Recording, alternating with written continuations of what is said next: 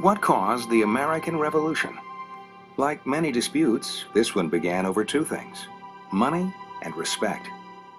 It all started in the 1760s, when the British government needed to pay for the French and Indian Wars and turned to the colonies for cash.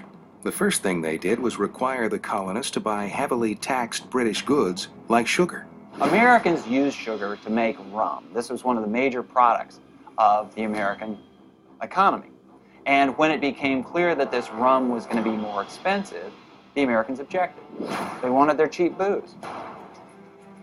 Parliament said, okay, we get it, and eventually repealed the Sugar Act in 1766, but continued to impose other taxes. In 1765, the government issued the Stamp Act.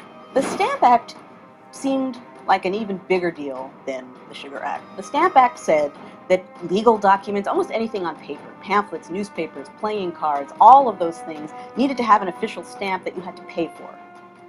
To get a stamp, the colonists had to pay a collector. They weren't happy about that. You really didn't want to be a stamp collector at this point in American history. All the hatred was taken out on them. They had their houses attacked, they had rocks thrown at their windows. The Stamp Act was eventually repealed, but in 1767, the British tried again with the Townshend Acts, taxing essential imports like paper, glass, and tea. The Townshend Acts were more taxes.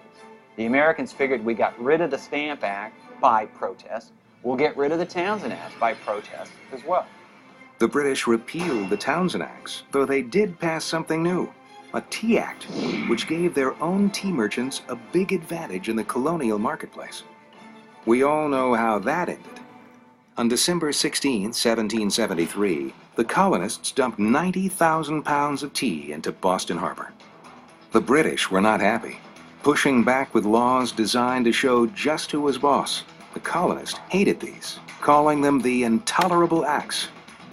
One, the Quartering Act, forced colonists to give British soldiers food and bedding.